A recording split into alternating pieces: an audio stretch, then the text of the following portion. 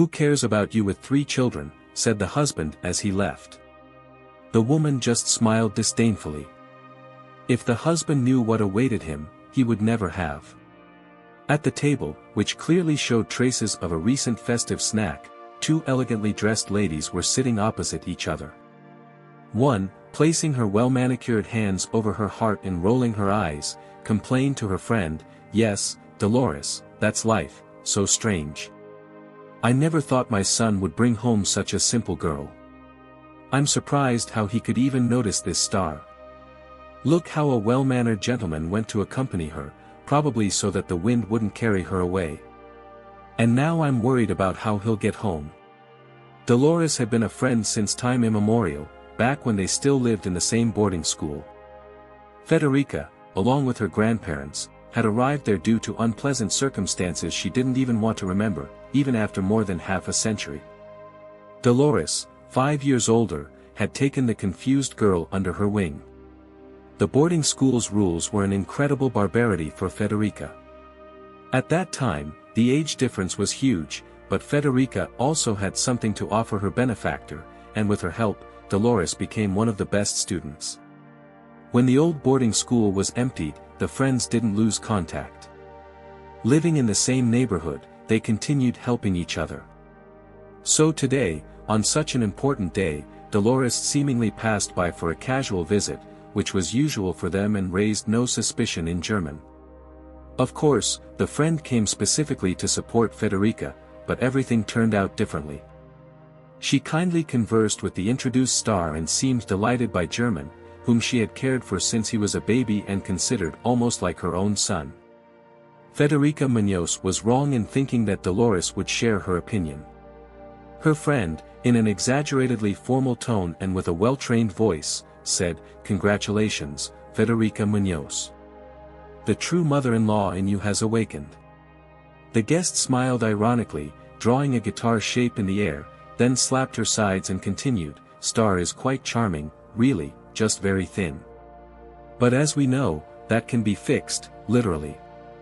You and I, if you remember, were also thin and fragile, then we accumulated such a shell that now our figures are well hidden and out of reach of prying eyes." The women, whose figures had long since strayed from model parameters, looked at each other, recalling the past, and burst into laughter.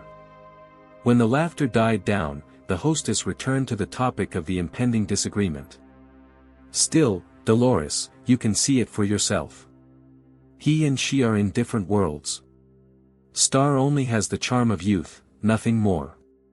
As for her intellectual abilities, she's nowhere near my German's level.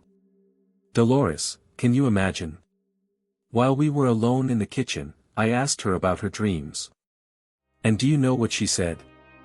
Her interlocutor raised an eyebrow dramatically, showing interest, and asked briefly, "And what did she say?" "A large family," she said. "She dreams of having at least 2 children. Can you imagine that? In these times, raising even 1 child is a challenge. It's madness." To Federica's surprise, her friend didn't share her opinion and began gently defending Star. "No, Federica, you shouldn't speak ill of her. She seemed quite appropriate to me, sweet, modest, well-mannered. And what skill she has. The blouse I thought was a boutique piece, turns out she made it herself. And the homemade sweets she brought to the table are simply luxurious. Star's hands are golden. German will have no worries, he'll always be well-fed and dressed fashionably, you can't deny that. And well, dreaming of children doesn't mean she won't change her mind after having one." Federica pursed her lips, dissatisfied with both her son's fiancée and the turn her conversation with her friend had taken. Star was indeed a good girl, which only enraged the mother more, who wanted the best for her son. Star, without trying to elicit pity, had briefly mentioned that she had been orphaned at an early age and then her older sister took care of her and her younger brother. Of course, the family hardly lived in abundance, so the lack of higher education was quite justified. But Star wasn't stupid and could easily hold a conversation about plays and the latest trends in literature. It was clear that the orphaned siblings were very close and also worked on their cultural development. Dolores, as if she could clearly hear her friend's thoughts, presented another argument. Maybe it's precisely because of the older sister's sacrifice that Star dreams of a large family. After all, having the support of loved ones is huge. You know, Federica, I think we should accept this girl without overthinking it. Sure, we could meet her sister and brother first, but I'm more than sure they are wonderful people too. Being there for each other is so valuable. Silence filled the room again. The women thought about life's vicissitudes while German, who had gone to walk the girl home, was reassuring his beloved, "Believe me, everything went great." Mom was, of course, a bit tense, but that's normal. But Dolores definitely liked you. You'll see, she'll positively influence my mother, open her eyes to how wonderful you are. Honestly, you shouldn't worry about my mother. She only seems strict, and anyway, her opinion isn't final. The only thing I want is to be with you, and so it will be. German returned home in excellent spirits, happy that his mother and Dolores hadn't reprimanded him or tried to dissuade him from marrying Star. However, the main battle for the man's freedom was yet to come. Federica Muñoz, being a smart woman, decided to act cunningly rather than confront him directly. Soon, she had an honest conversation with her adult son. "Son, I have nothing against Star. She's kind and sweet, but she's very simple. She will drag you into a swamp of diapers and baby onesies. You don't need to guess to know what your life will be like with Star. She'll start having children, and you'll have to work so hard you won't see the light of day. Of course, you'll try hard, but do you dream of endless work? Star is a good girl, and precisely for that reason, you shouldn't ruin her life with this marriage. I know you well. Since you were little, you're like that. You get excited about an idea, move mountains to achieve it, and when you reach your goal, it becomes unnecessary. How many times has that happened? With the bike, the skateboard. Remember when you wanted to go scuba diving? How many times did you do it? Twice, I think. German tried to protest, "Mom, but this is completely different. One thing is childhood hobbies, and another is now." Federica shook her head in disapproval. "Oh son, now you're in love, almost blind, and you need someone to explain the obvious to you. You won't be able to stand the monotony of domestic life. You're going to divorce Estrella for sure, and if you don't have kids, you'll end up paying alimony. And that could ruin your future relationships. Believe me, I know what I'm talking about.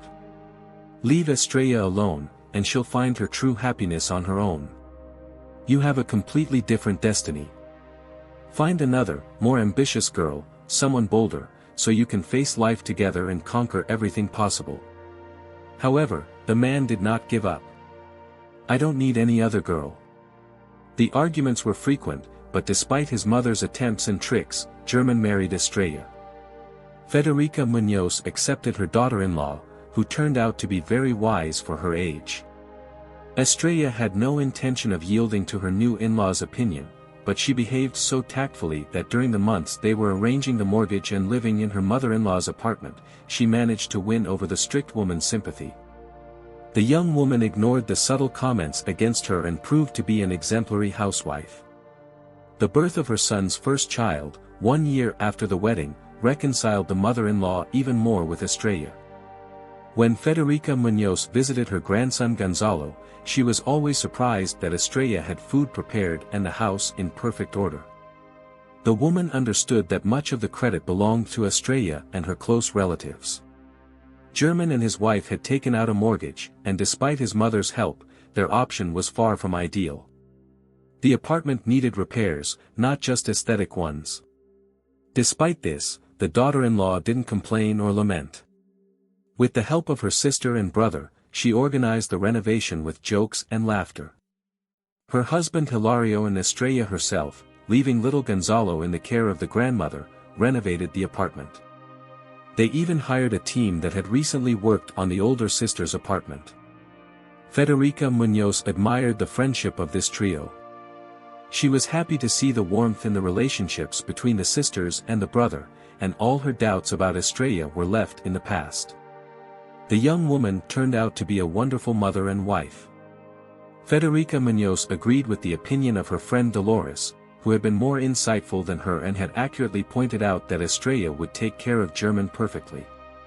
2 years after the first child, their second child, Jacob, was born. The change in the family barely affected the state of the house, except for more children's items. Estrella handled everything successfully. Federica Muñoz, remembering her attempts to separate her son from his girlfriend, was glad that her persuasions had been in vain. The mother-in-law thought that her son and his wife would stop with 2 children, but Estrella and German had other plans.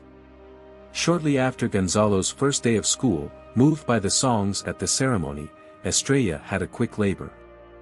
Thanks to a skilled ambulance driver, she arrived at the hospital just in time. Almost in the hallway of the familiar hospital, she gave birth to their third child, Leon. Leon's birth coincided with a crisis at the company where his mother worked, and Estrella could not return to work. German was even glad, saying, "It's fine, stay home with the kids. I make enough money, and the kids will be well taken care of. You won't have to stress, and we'll all be fine." However, following her older sister Andiana's advice, Estrella tried not to isolate herself in household chores and sought to do work from home. Of course, with 4 men in the house, including her husband, there was plenty to do. Estrella worked hard to feed them well, with varied and delicious meals. As soon as the children were a bit older, she actively involved them in household chores. Life became a little easier when the second child started school, allowing her to reorganize daily tasks and balance routine duties with activities for her beloved children. Her mother-in-law, seeing the harmony in her son's family, couldn't stop admiring her tireless daughter-in-law. She tried to help Estrella with the children and deeply loved her grandchildren. Over time, Estrella's talents became more evident, and Federica Muñoz was glad her son had been stubborn at the right time. When Leon was 4, Estrella had fully adapted to her role as a homemaker. Furthermore, Dolores Ramirez regularly asked her best friend's daughter-in-law to sew or modify something and always paid honestly for the work, even sending friendly and generous clients. Estrella took care of the children, managed the house, contributed to the family budget, and was happy. However, German, thinking that Estrella, with 3 children, would never leave him, began to slip into behaviors unbecoming of a committed husband. What started as occasional late nights at work turned into a routine. "It's for the family," he would say, justifying his absence as necessary to provide for their growing household. Yet, Estrella noticed a shift. Weekends, which once belonged to family outings and moments with the children, were now filled with excuses.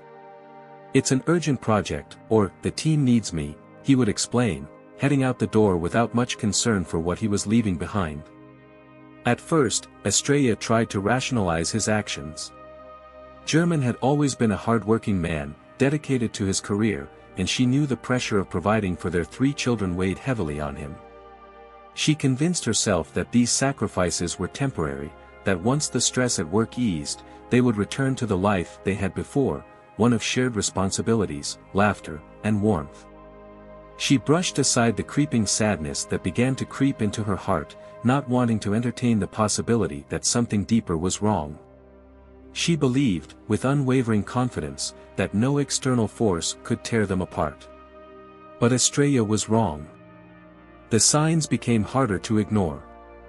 The late-night phone calls he took outside, the unfamiliar scent of perfume lingering on his clothes, and the way he distanced himself, even when he was home. Estrella's once strong confidence in their bond started to waver, though she fought against it. She had always been the type to confront problems head-on, but German's evasiveness left her unsure of how to approach the growing chasm between them. She still believed in the man she married, even if his actions had begun to cast shadows of doubt. One evening, as she sat alone at the dinner table after the children had gone to bed, she realized that she had been living in a kind of self-imposed blindness. Her thoughts drifted back to when they first fell in love, how attentive and caring German had been. He had made her feel like the center of his world. Now, it seemed as though she was just one more thing in his busy life, a constant that could be taken for granted. Estrella knew she had to face the truth, but it terrified her. What would become of her and the children if the foundation of their family crumbled? The next morning, Estrella decided to confront German. She could no longer ignore the quiet despair that had settled into their home. "We need to talk," she said, her voice steady but filled with unspoken fears. German looked at her, his face a mix of guilt and surprise. He had not expected her to confront him so directly, but there was no escaping it now. As the conversation unfolded, it became clear to Estrella that her worst fears were true. German had grown distant not just because of work but because he had found solace elsewhere, in the arms of another woman. He tried to explain it away as a mistake, as something that just happened, because of the stress and the weight of responsibilities, but Estrella could feel the shift in his heart. She sat in stunned silence, her world unraveling before her. Estrella, the strong, determined woman who had always believed in the power of love and commitment, was now faced with a harsh reality: her husband had betrayed the trust that was supposed to bind them together. The weight of his betrayal was crushing, and though German pleaded for forgiveness, a part of Estrella knew that things could never go back to the way they were. The certainty she had once felt, that nothing could separate them, was gone. She had spent years building a life, raising their children, and believing in a future that now seemed uncertain. Estrella knew that for the sake of herself and her children, she would have to make a difficult decision. She had always been the one who held the family together, but now she had to decide if that was even possible. In the days that followed, Estrella wrestled with her emotions. She was angry, hurt, and betrayed, but she also thought of the children, who adored their father and relied on the stability of their family. Could she forgive German? Could they rebuild what had been broken? Or was it time to walk away, to redefine what their family would look like moving forward? These questions haunted her, but one thing was clear: Estrella would not be a woman who stayed out of fear or obligation. Whatever decision she made, it would be for the sake of her dignity and the well-being of her children. As Estrella stood at the crossroads of her life, she realized that the future, once so certain, was now wide open. For her anniversary, Andiana planned a celebration at her country house, with barbecues, an overnight stay, and excursions to a nearby river. She called and, asking her sister to turn on the speakerphone, invited all the family members to the big event, describing the joys of spending time outdoors. According to the weather forecast, it will be hot, and no rain is expected, so we could set up tents on the ground for sleeping since we can't install air conditioning, and honestly, it's a bit stuffy inside the house. Hilario promised that he and his girlfriend would arrive on Thursday, but they wouldn't start the celebration without them. It didn't take much convincing. Estrella and all her men were eager to reunite with the family and escape the hot city. The children were excited about the idea, loving their family, and knowing that Uncle Hilario would be at the party. They counted down the hours until their small family reunion. It was decided to go out on Friday afternoon as soon as German returned from work. Besides, the man had no plans for the weekend and intended to spend time with his wife's family and relatives. German actively participated in buying the products and gave Estrella a considerable amount to buy a gift. However, on the anticipated day, when he returned from work, German surprised his wife with unexpected news: "Estrella, I think I ate something that wasn't quite fresh at the cafe. I feel bad and need to go to the bathroom. I'm afraid it will get worse. I think it's best for me to stay home." Estrella worried and quickly searched for the appropriate medicine. As the mother of many children, her medicine cabinet could rival that of a doctor's office. So, she quickly brought her husband, who had settled on the couch, some first aid. After giving him a pill and a glass of warm water, Estrella asked, "Are we staying here? Let's wait until you feel better. We can leave tomorrow morning, and I'll explain it to Andiana. I'm sure she'll understand." German shook his head weakly. Why make such sacrifices? The kids were looking forward to this trip. Go without me. It would be no fun for you to see me running to the bathroom.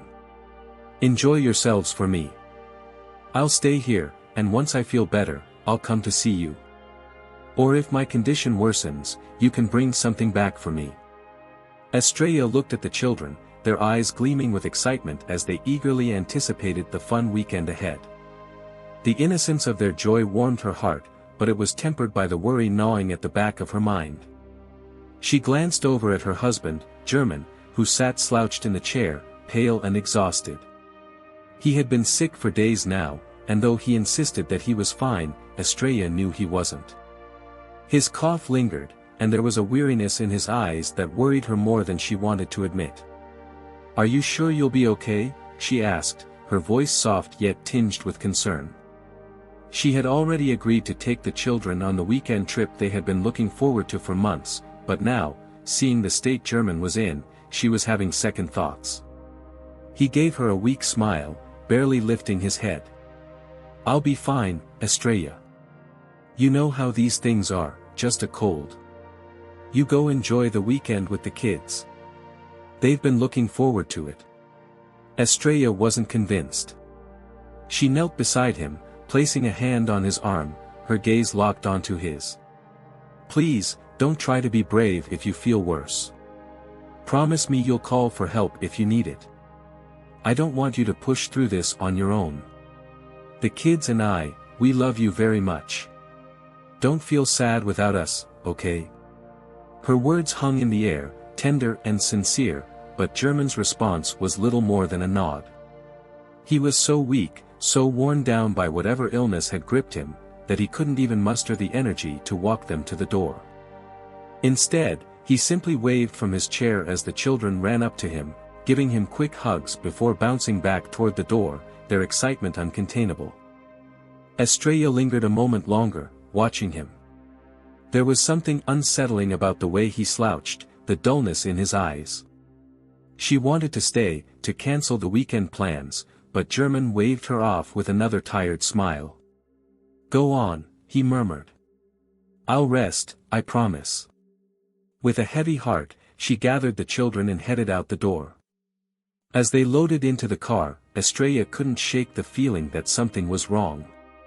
She glanced back at the house, hoping to catch one last glimpse of German, but the door remained closed. A pang of unease settled in her chest as she started the engine and drove away, the children's laughter filling the car. Throughout the drive, Estrella tried to focus on the excitement of the weekend, the zoo, the picnic, the games the kids had planned, but her mind kept drifting back to German. She remembered how strong he used to be, how full of life and energy. This man, so fragile and tired, felt like a stranger. He had been distant for some time, but now, it was different. He wasn't just emotionally absent, his body seemed to be giving into something far more insidious than a mere cold. By the time they arrived at their destination, Estrella had resolved to call him as soon as the kids were settled. She knew it was silly to worry, German had always been capable of handling things on his own, but the weight of her concern was undeniable. As the children ran off to explore, Estrella took out her phone and dialed German's number. It rang, once, twice, then straight to voicemail. She frowned but convinced herself that he must have fallen asleep. Still, she left a message, her voice filled with warmth and love. "Hey, it's me. Just checking in. I hope you're resting. Call me when you wake up, okay? I love you." The day passed in a blur of activities. Estrella threw herself into making the weekend special for the children, but every time her phone buzzed, her heart leapt with anticipation, hoping it was German. Yet, each time, it was someone else, friends, family, nothing urgent. The absence of a call from him gnawed at her. That night, after the kids were tucked into bed, Estrella tried calling again. No answer. Now, the pit of unease in her stomach had grown. She called a neighbor, asking them to check on him, but they assured her the house was quiet, all the lights were off. "He's probably just resting," they said. "Don't worry." But Estrella couldn't shake the feeling. She barely slept that night, tossing and turning, her mind filled with worst-case scenarios. By morning, she couldn't wait any longer. She packed up the kids, cutting the weekend short, and rushed home, her anxiety growing with every mile. When they pulled into the driveway, the house was as still and quiet as it had been when they left. Estrella hurried inside, her heart pounding in her chest, calling out for German.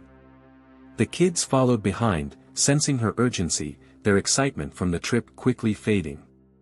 She found him in the same chair where they had left him. But this time, there was no weak smile, no tired wave. German didn't respond to her voice. The room felt cold, too still.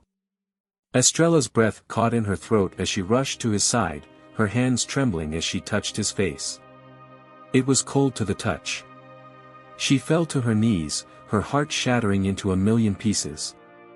The children stood in the doorway, confused, their wide eyes taking in the scene, too young to fully understand but old enough to know something was wrong. Estrella's world crumbled around her as she realized that her last words to him, "Don't feel sad without us," had been in vain. German was gone.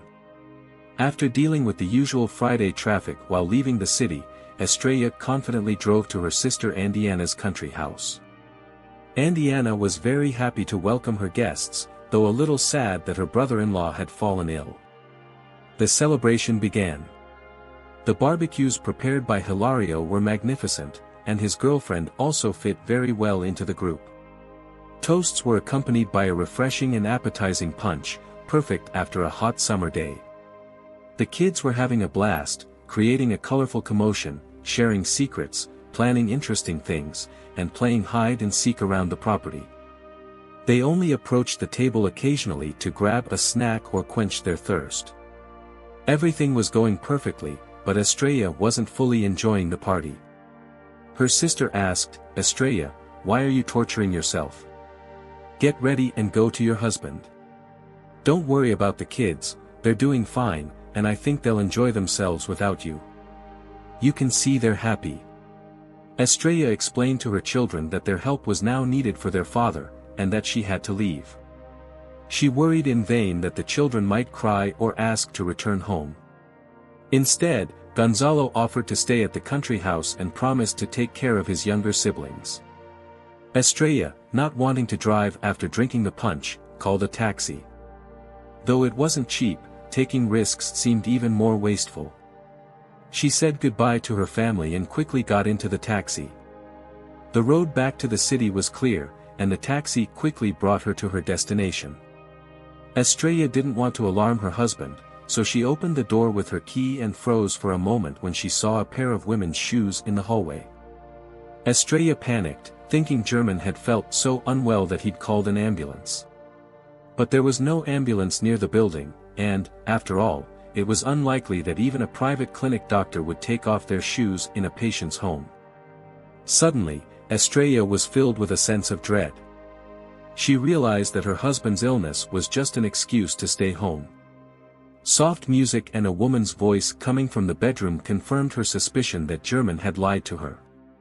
Her first impulse was to run out of the apartment, but Estrella decided to confront the bitter reality like a faithful wife to the end. She forcefully opened the half-closed bedroom door. Observing the scene for a few seconds, to her surprise, she began to clap. The startled mistress screamed and turned around. The faithful wife recognized her as a colleague of her husband's, someone she had met at several corporate events and once at a shopping mall. She couldn't remember her name now, but her memory reminded her of how this beautiful woman had smiled sweetly when German first introduced them. Estrella thought about the situation distantly, as if her mind were trying to protect her from the terrible pain. It seems this unpleasant scene isn't just an episode, but an ongoing story, where I've been cast as the naive fool who knows nothing. When German saw his wife standing at the threshold, he pushed the confused mistress aside and addressed his wife, "Estrella, you've misunderstood everything." Estrella was dumbfounded by such a shameless statement from her husband. His words echoed in her mind, each syllable a painful confirmation of what she had feared but hadn't fully allowed herself to believe. German stood there, avoiding her gaze, his expression somewhere between defiance and discomfort. For a moment, Estrella's world seemed to stand still, the weight of betrayal pressing down on her chest. But then, in an almost surreal shift, a surge of adrenaline coursed through her, and she found strength she didn't know she had. A bitter smile tugged at her lips as she forced herself to break the suffocating silence. "Of course, I understand," she said, her voice steady but laced with a biting sarcasm. "You found an innovative remedy for food poisoning, and it has only advantages. Perhaps you should patent it." German's eyes widened at her words, clearly not expecting her to respond with such biting humor. Estrella could feel the tension in the room, thick and heavy, but she wasn't going to crumble under it. Not this time. She had spent too long making excuses for him, too long hoping that things would get better. But now, faced with the undeniable truth, the only thing she could cling to was her dignity. "Well, German," she continued, her voice now cold and firm, "I'll be waiting for you in the kitchen. Your mistress will find her way out on her own." With that, she turned and walked out of the room, her heart pounding in her chest but her posture steady. She refused to give him the satisfaction of seeing her break down, not in front of him and certainly not in front of the woman who had invaded her home, her life, her marriage. Estrella felt a strange mixture of emotions, pain, anger, disbelief, but underneath it all, a simmering resolve was beginning to form. In the kitchen, Estrella leaned against the counter, her fingers gripping the edge tightly as she took deep breaths. She could hear faint murmurs from the other room, German's low voice mingling with the hurried, embarrassed tone of his mistress. Estrella's mind raced as she tried to process everything, the sharp edges of betrayal cutting into her with each passing moment. Yet, in the midst of the chaos inside her, there was clarity. She couldn't live like this anymore, pretending, hoping, enduring. This was the moment she had dreaded, but it was also the moment she realized that she had to take control of her life. The sound of footsteps pulled her from her thoughts, and she knew it was German approaching. She straightened up, preparing herself for whatever feeble apology or justification he would offer. When he entered the kitchen, his face was pale, his confidence from earlier clearly shaken. "Estrella," he began, his voice weak, as if the weight of the situation was finally hitting him. I didn't mean for this to happen. It just..."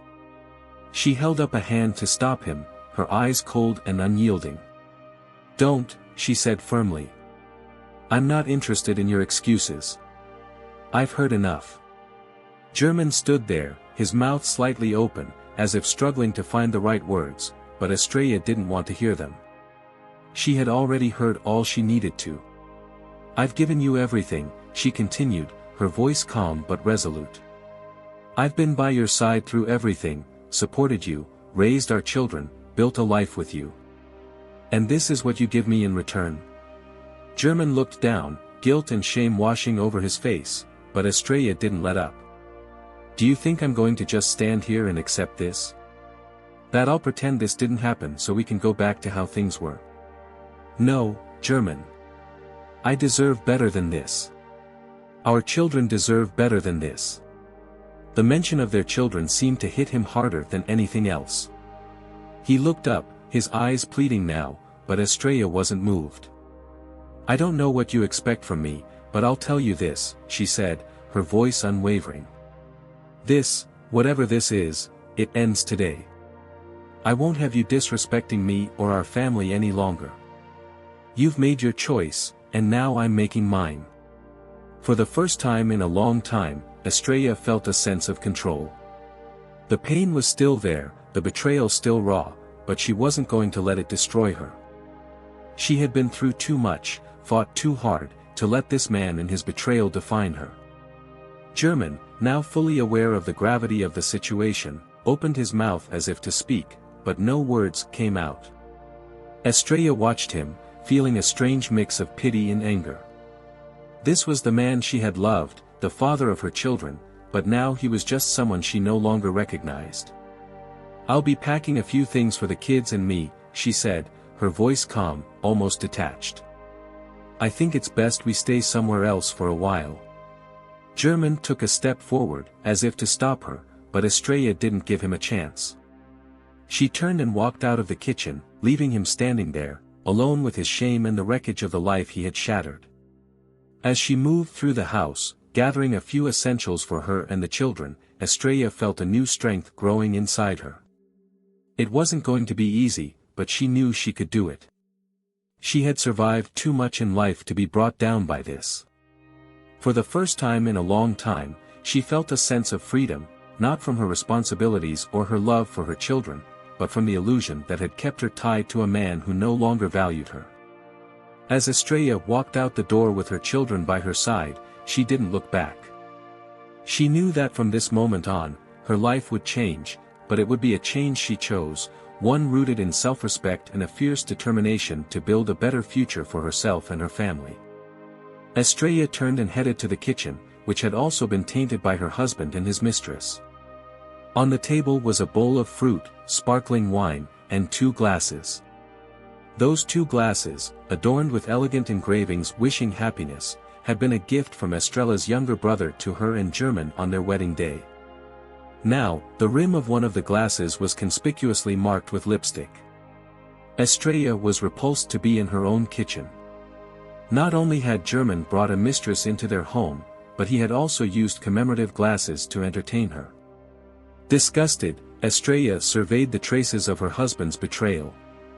The revulsion provoked by his actions was so intense that she simply grabbed the nearly new tablecloth, tied its edges into a large knot, and tossed it onto the floor. The glasses and other tableware that had been on the table a second ago clattered sadly as they fell. The plastic material was supposed to protect the floor from possible stains, but Estrella cared little about that now. "Oh, there are no words. How tender, you can no longer live with me, it's impossible for you to live without me. At least think about it for a minute. You are 35 years old, with 3 children. You won't be necessary to anyone. With the kids, you will grow old, and when they leave home, you'll be left alone, unless you're kicked out of your own apartment. So, in your own interest, accept that I take you back. Raising the kids on your own will be very difficult. What do you say?" Pause. After hearing these words, Estrella had no doubts, her family life with German was over. It hurt her deeply, both for herself and for her children, whose future her husband had predicted to be miserable. The woman muttered under her breath, "Get out." German understood that in his eagerness to hurt his wife, he had crossed a significant boundary, but he had no intention of apologizing. "Well, you've ruined my appetite. Stay a divorced woman with kids if you want, you're strong, you'll manage. I'll be gone next week to pick up my remaining things. So stay at home." Estrella simply flashed a sardonic smile. "Don't worry, I don't need anything from you. Come if you want, so you don't forget any pair of socks. And don't forget that you have kids." The man made a brusque turn and left the apartment. Estrella had a strong urge to wreck the apartment she had lovingly decorated, but she could only think about how she'd have to restore it herself afterward.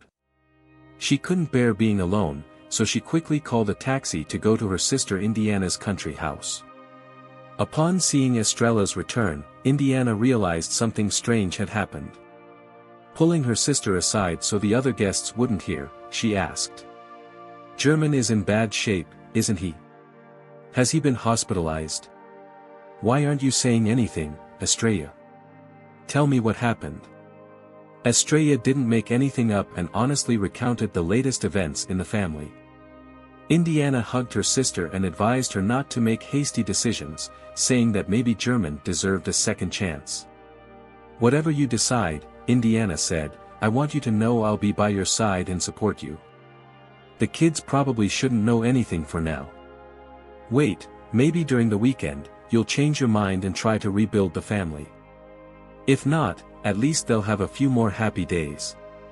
Her sister's advice wasn't without reason, and Estrella decided not to ruin the children's peace. German didn't call or try to speak with his wife again. After all, he had enough problems without trying to reconcile with her.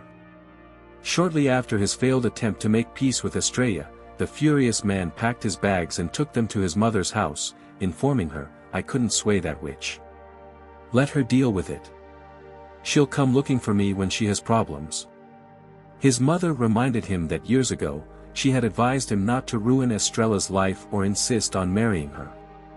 It pained her that German had destroyed a family that, thanks to Estrella's efforts, had been almost perfect. The woman didn't have time to tell her son that Estrella wasn't a witch but simply a victim of his stubbornness and that, in fact, the cause of the discord had been his own betrayal. The man kicked his suitcases against the wall as if taking out his anger on them, then stormed off. Somber thoughts filled the woman's mind. The sad story of her life was repeating itself in the life of her daughter-in-law.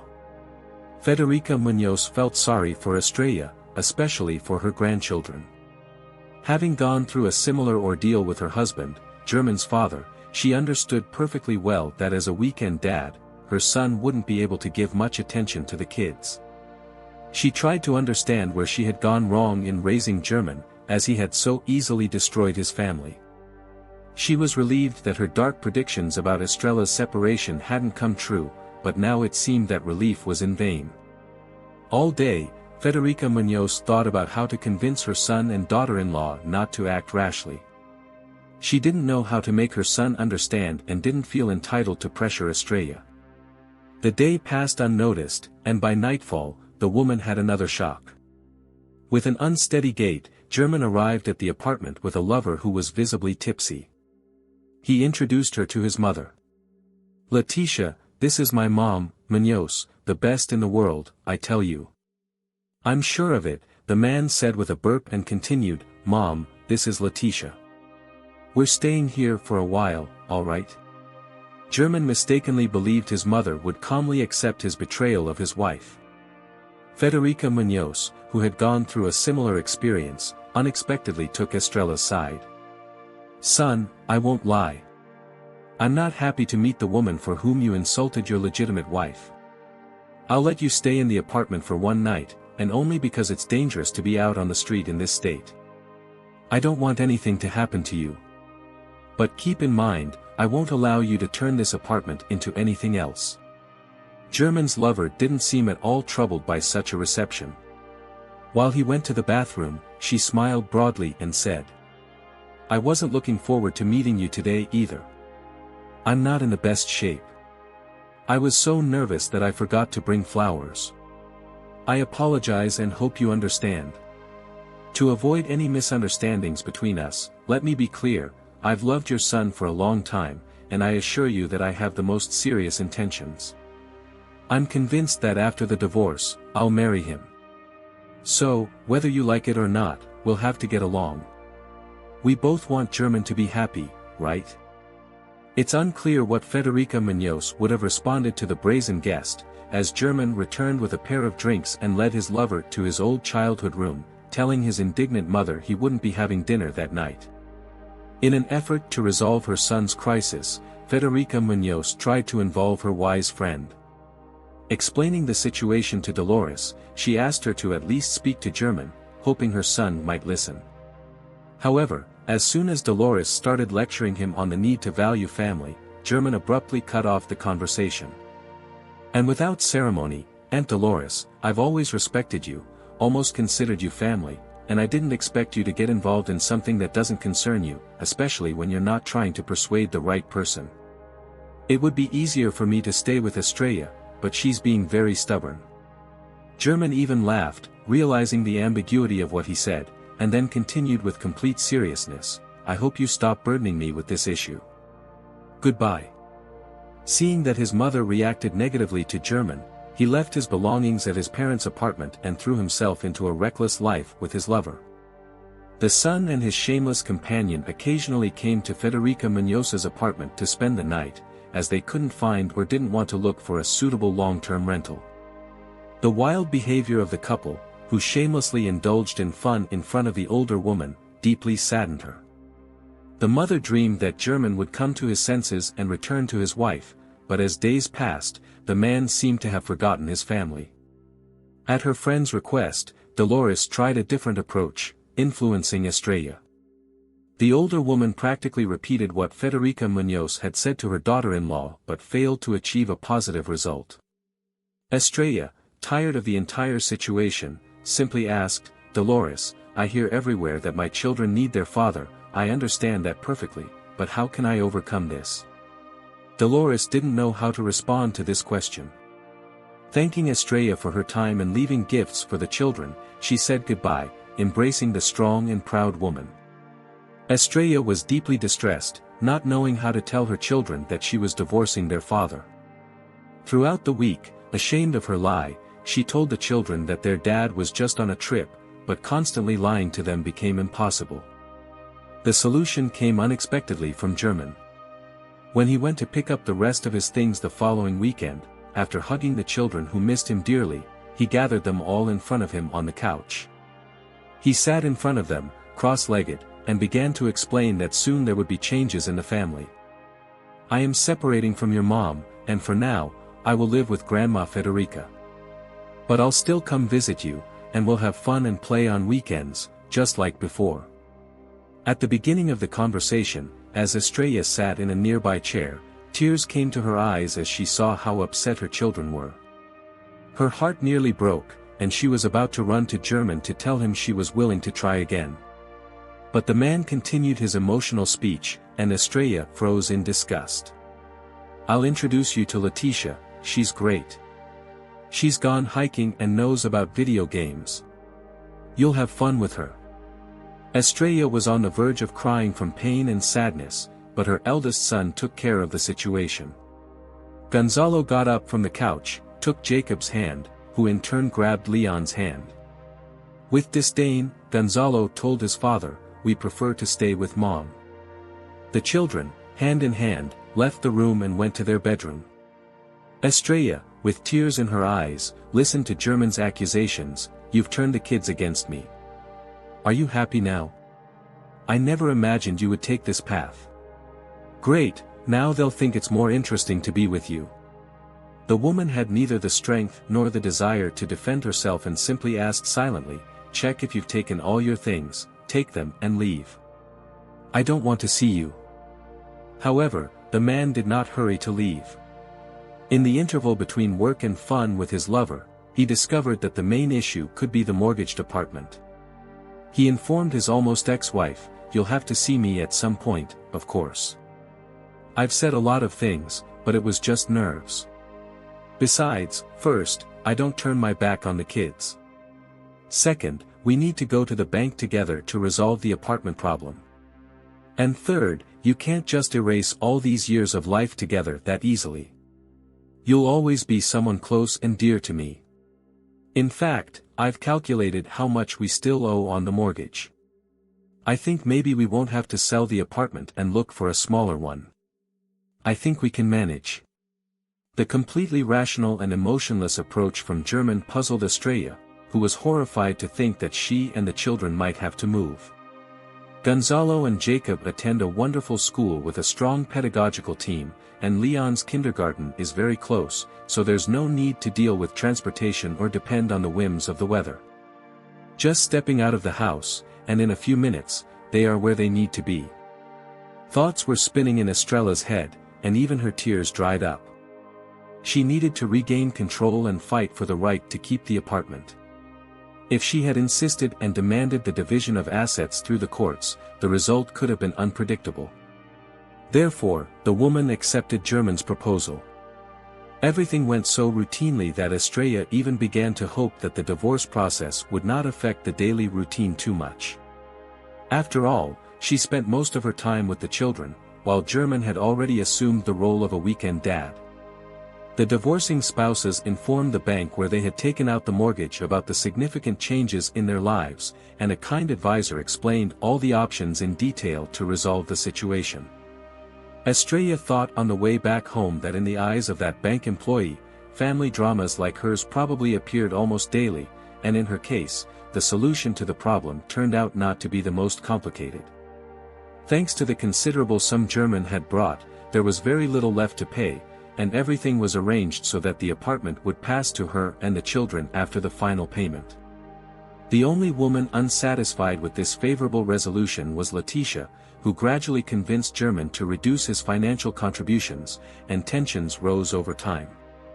Despite everything, she was willing to support her ex-husband's mother. The visit to her ex-mother-in-law turned out to be a real shock for Estrella. Always so well-groomed and fit, Federica Muñoz now clearly looked ill. Her swollen face had a strange tone, and her once penetrating eyes had lost all their sparkle. Her right hand was unresponsive, and the corner of her mouth drooped down, giving her face a pained expression. When Federica Muñoz saw the visitor, she tried to get up but couldn't. Estrella gently stroked her mother-in-law's hand and as calmly as possible asked, "Why didn't you call me immediately?" Federica Muñoz's speech had become unclear, but Estrella understood that she simply didn't want to bother her and reassured her, "Don't worry, everything's fine, there's no need to be alarmed. I'll talk to your doctor, find out if you need anything, and then I'll come back to visit you." When the doctor learned that Estrella had come to inquire about Federica Muñoz, he began to scold her severely. "I don't understand you family members. The woman has been here for a week, and only a friend, who's not even her age, has come to see her. You're the daughter-in-law, right?" Estrella responded submissively, deciding not to mention that Federica Muñoz was no longer related to her. "Yes, Dr. Lorenzo Morales, that's right. But this is just the situation." Trying not to take up too much of his time, she asked, "Can you tell me what I can do for Federica Muñoz? Does she need any medication, or do we need to pay for a nurse? Please, let me know." The doctor, noticing the sincere regret of the relative, softened. "I would keep her here for another week to observe her condition and conduct additional tests, but I warn you, her future recovery will also depend on your combined efforts. Federica Muñoz is partially paralyzed, as you've noticed, but the process can still be reversed. Therapy, medication, and the care of loved ones have achieved incredible results, so don't despair. I'll give you some pamphlets with detailed information, including basic exercises." The man reviewed the texts of the promotional materials, crossed out some things, added exclamation marks in the margins, and handed the papers to Estrella. "Here are the detailed recommendations for medical support. More detailed instructions for your mother-in-law will be printed at the time of discharge." Estrella thanked the doctor and nervously left an envelope on his desk. Lorenzo Morales was very angry and was about to throw the envelope back at the visitor's face. "Goodbye, and don't do that again, understood?"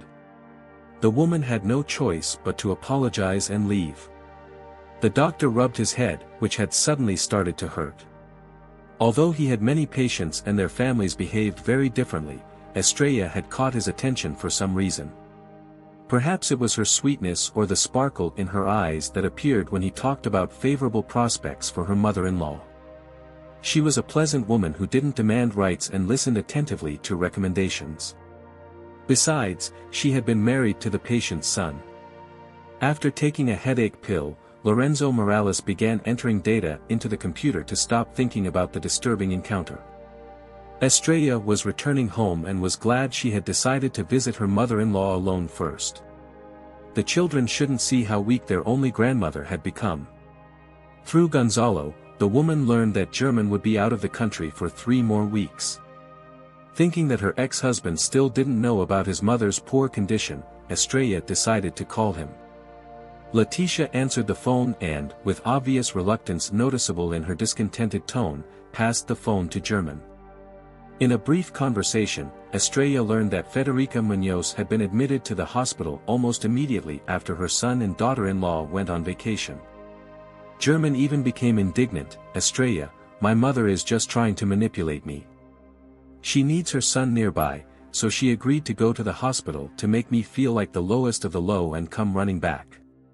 She and Dolores have conspired to make you call and get involved too. They're teaming up to ruin my life. They won't get anything, and tell my mother that." German ended the call, and no matter how hard Estrella tried to call back, her ex-husband's phone was disconnected.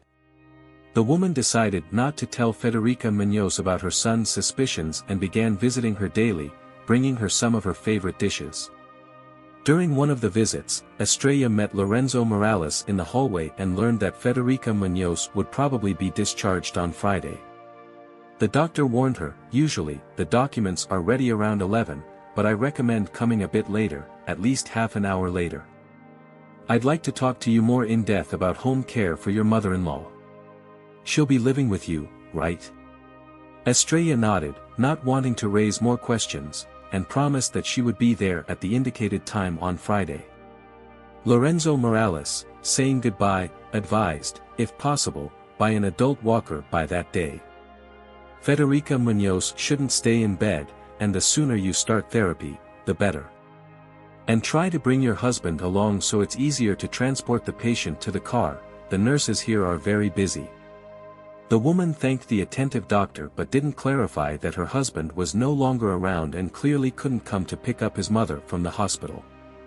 Estrella had a more serious problem. She needed to think about where to take her mother-in-law. Taking Federica Munoz to her own home wasn't an option. Dolores, of course, lived nearby and could visit her friend, but she could hardly provide full care. So, the most reasonable thing was to set up her mother-in-law in her own home. However, before that, Estrella needed to get Federica Munoz's consent without hurting her feelings. With pity, she nervously started the difficult conversation and proposed, "What do you think about spending some time with us and the kids? They miss you a lot and would be incredibly happy." Federica Munoz, hiding her tears, agreed. She, too, feared being alone in the apartment. Estrella explained to her children that Grandma would now be living with them. The children received the news with enthusiastic shouts, and the woman hurried to clarify, "Grandma Federica is a little sick, so you'll have to behave quietly, okay?" The children confirmed that they would be good, and Gonzalo and Jacob immediately offered to rearrange the furniture so that Grandma would be comfortable. Estrella felt relieved. She had no doubt that in the company of her wonderful grandchildren, her mother-in-law would recover more quickly. On the day of discharge, Estrella listened attentively to all of Lorenzo Morales' advice and informed him that she had already prepared the apartment considering Federica Munoz's health condition. This consideration pleased the doctor, who was glad to know that his efforts wouldn't be in vain and that with family support, the patient could return to her previous activity. Although he was saddened that he wouldn't see Estrella again, he didn't show it. In the apartment, Federica Munoz was already expected by her grandchildren, who had returned from school and picked up their brother from kindergarten, and her faithful friend Dolores. With the help of a taxi driver, who turned out to be an understanding person, Estrella managed to bring her mother-in-law to the familiar door without any problems. The older woman didn't suspect that her return from the hospital would turn into such an emotional celebration. The older children boasted about their achievements at school, while little Leon showed her a card for the spring festival. Then, realizing that the memento was supposed to be a surprise for his mother, he blushed deeply. In the joyful hustle and bustle, Federica Munoz's mood improved significantly, and her cheeks reddened. She enjoyed watching Estrella admire her children. The woman had the kids help her serve the meal, and Dolores quietly reminded her friend of an old conversation they had after meeting German, who was then just her boyfriend. "See, I was right when I tried to defend Estrella. She has only virtues and raises the children wonderfully. Look at what good helpers they are." Federica was momentarily saddened. But then she perked up, confirming her friend's opinion, "Yes, Dolores, it's true. In fact, Star has felt closer to me this past week than my own son. The way she took care of me, the neighbors in the room started to envy me." After a pleasant lunch, Dolores helped her friend settle into the room prepared for her, while Star went to the pharmacy to buy what was additionally needed for the care of her former mother-in-law. Taking on the responsibility of caring for Federica, the woman understood that it wouldn't be easy. But the hardest part wasn't the care itself, it was the growing financial burden. Star had quit her job, thinking she could earn approximately the same amount through freelance work as she did in the workshop, but this way, she could stay at home longer.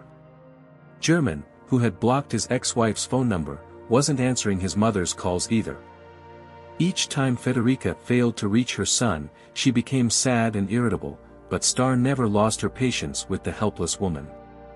She constantly encouraged her with a glance, a smile, or with the grandchildren who arrived on time. Life took a new turn. Federica Munoz couldn't stop admiring her former daughter-in-law. Gradually, Star's care yielded positive results. The mother-in-law recovered and began moving on her own again. Even her right arm recovered almost completely, regaining nearly all of its functions. Her writing was still unsteady, but Federica didn't allow herself to relax. She took a notebook from the grandchildren and practiced with all her might, organizing playful competitions with little Leon. In a few weeks, bring her to the area, recommended the experienced doctor. Federica Muñoz should have suggested that she recover in a spa, but to be honest, it seemed she didn't need it. Star, who accompanied Federica, suddenly hesitated. It turns out Lorenzo Morales had mentioned something about recovery in a spa and advised not to miss that opportunity. He wanted the mother-in-law to return fully to normal life. Therefore, Star decided to request a place in the spa. On the way home, Star noticed that Federica had her lips pressed together and decided to clarify the situation. Understand, I'm not trying to get rid of you in any way.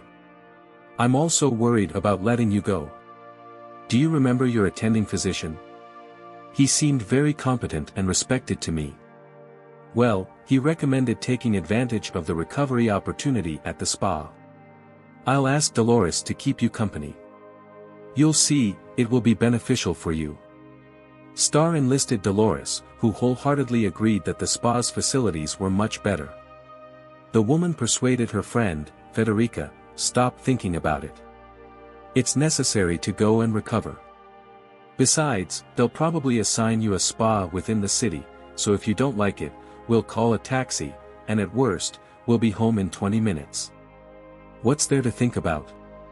Federica Muñoz worried that Star was spending money on preparations for the spa, buying swimsuits for pool activities, comfortable clothes, and other items. The old woman tried to resist, but her former daughter-in-law didn't give up, and in one of their discussions, she said, Federica Muñoz, you warmly welcomed me into your family at the time, although I already knew then that my level was different from Germans. Let me take care of you as if you were my own mother, even if only a little. After those words, Federica Muñoz couldn't hold back and cried. She felt so ashamed, recalling how she had criticized her daughter-in-law, and yet Star not only held no grudges but also felt completely accepted into the family. Star hurried to console the crying woman and promised, don't worry about Dolores and me. I'll visit the children and you often. Star took a taxi and brought Federica and her friend to the spa, and excited for this new adventure in their lives, they said a long goodbye to the attentive woman who had become much closer to her mother-in-law than German, who hadn't appeared on the horizon. By now, he should have returned from his vacation, but he didn't bother to call his mother. Federica Muñoz also stopped dialing her son's number, it was too painful to realize he was ignoring her calls. True to her promise, Star, after checking the allowed visiting hours, went to the spa the following weekend with her children to visit Federica and Dolores. During a phone conversation, her ex-mother-in-law had asked her to bring roasted sunflower seeds, promising to show her the almost tame squirrels that inhabited the spa park. Along with treats for the animals, Star also brought some homemade cakes, thinking that homemade food is always welcome. The beautiful weather allowed them to chat outside instead of in the lobby and stroll along the scenic paths. The children were delighted by the squirrels, who were so used to people that they accepted treats directly from their hands. Star asked the visibly rejuvenated women how they were adapting to the spa, and Federica Muñoz confessed, I'm simply happy I let myself be convinced. Plus, it's very fortunate that my attending physician, Lorenzo Morales, perhaps you remember him, also works here. He noted that I've made great progress since the day I was discharged from the hospital, and I know it's thanks to your care. Star blushed and shrugged, you've also put in a lot of effort to achieve it.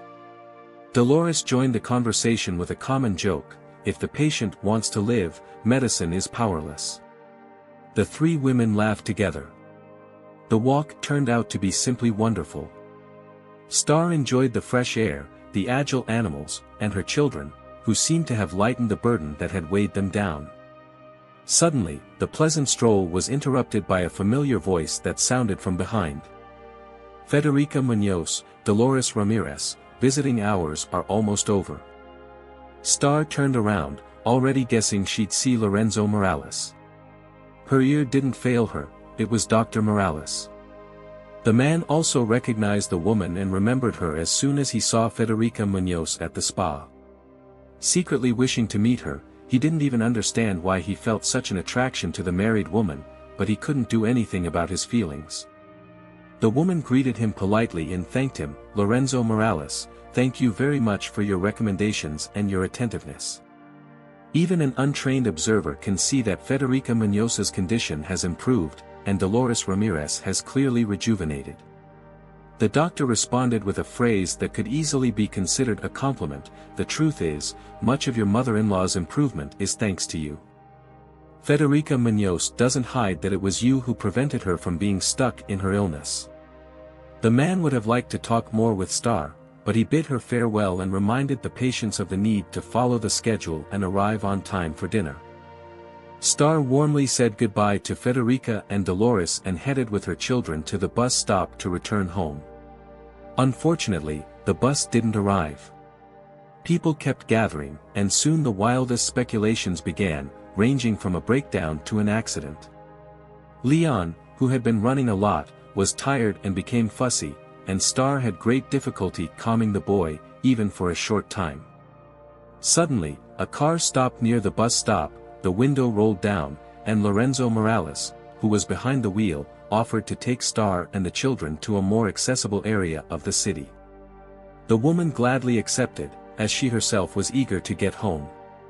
She was also very tired since the night before. She had been sewing an urgent order and had only managed to sleep a couple of hours. After settling the children in the back seats, Star sat next to the doctor and first wanted to know in which direction he was heading so she could figure out where it would be best to get off. Lorenzo asked a question in return to find out where he should take her and enthusiastically informed her that it made no difference to him. "Perfect, then I'll take you straight home."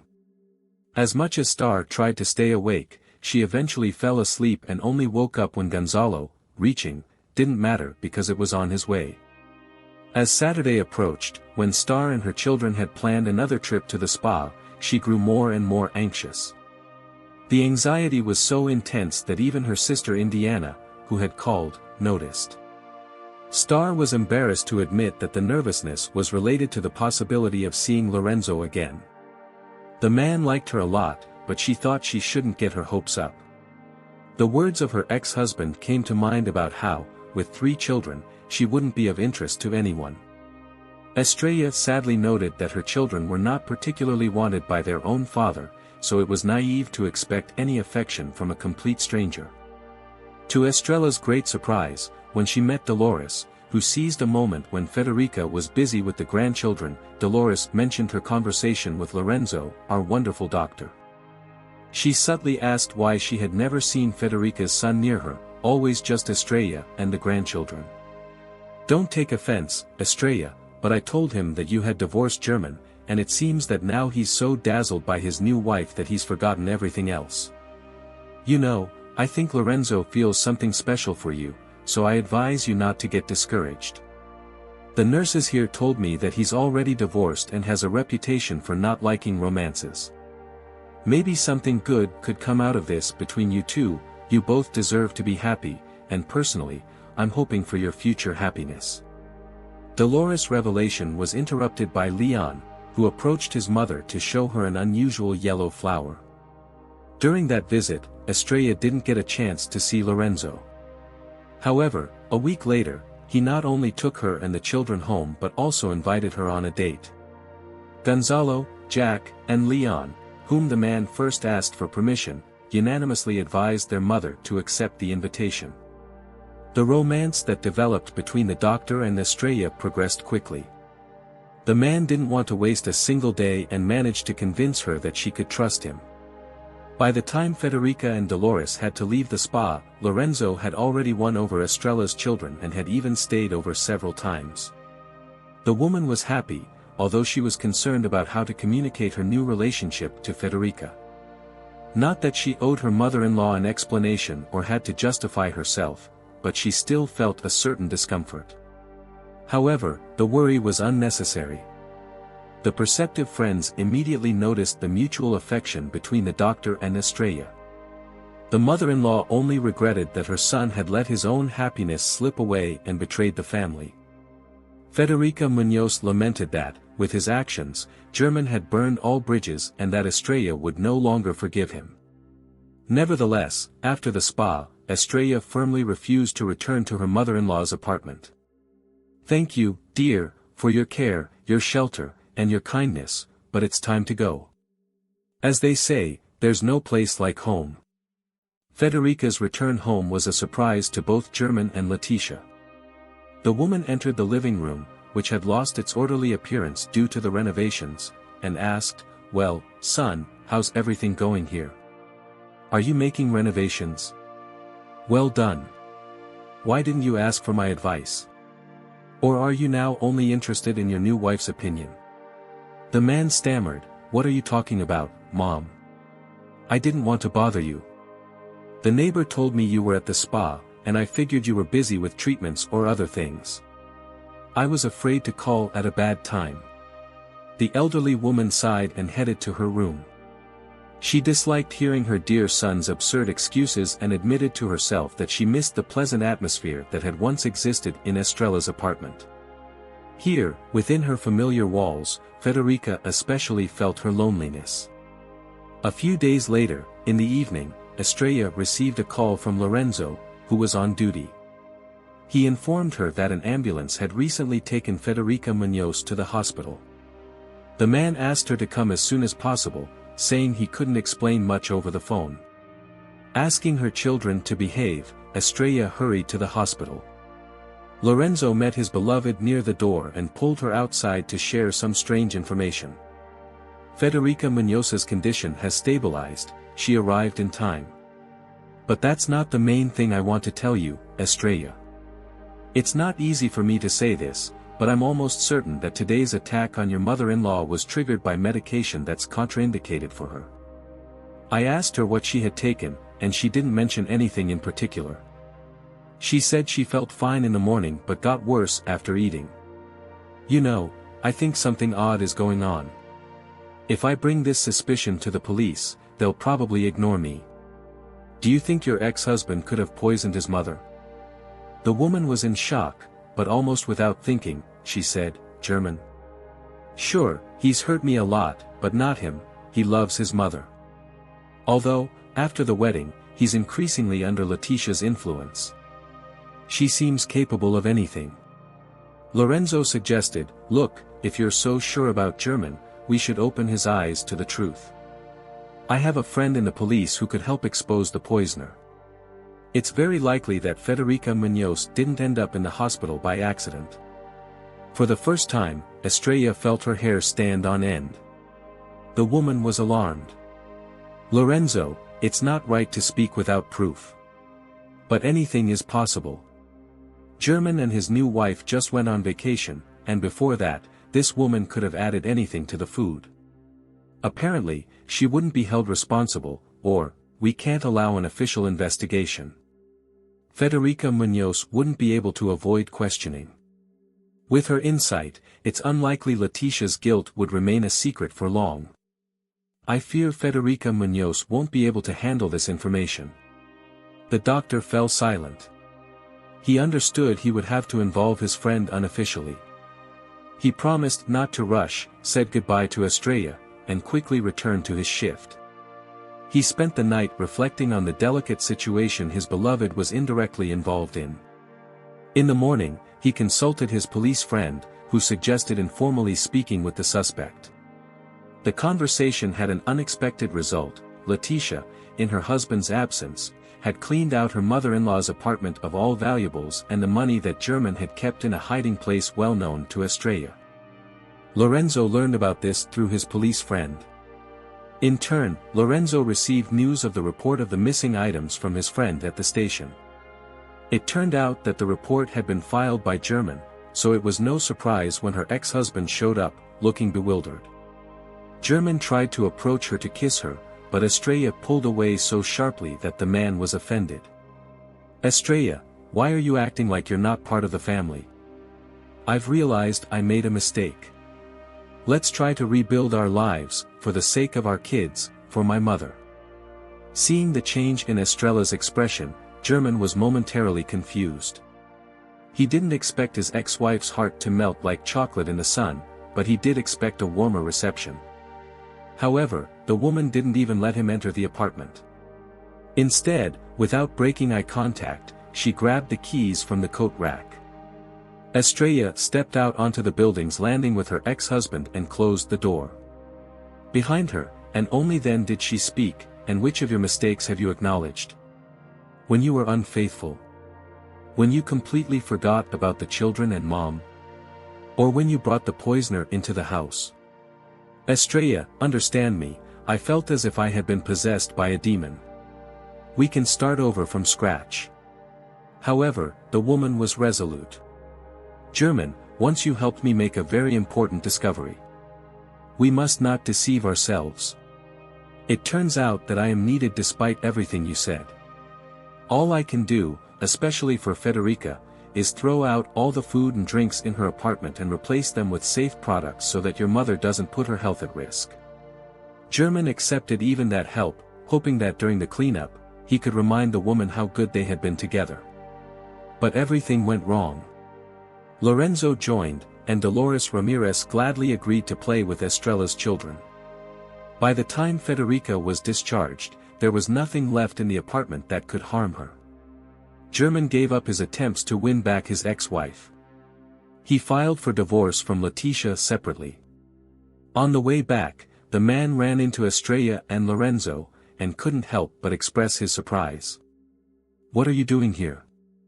Estrella smiled kindly and announced that they had come to submit a marriage application. German, without even trying to appear sincere, wished his ex-wife happiness and, turning abruptly, rushed to his car. The man sat for a long time without moving, reflecting on when his life had gone off track. Now, only his mother remained, to whom he felt deeply indebted. If you liked this story, please give it a like and subscribe to the channel.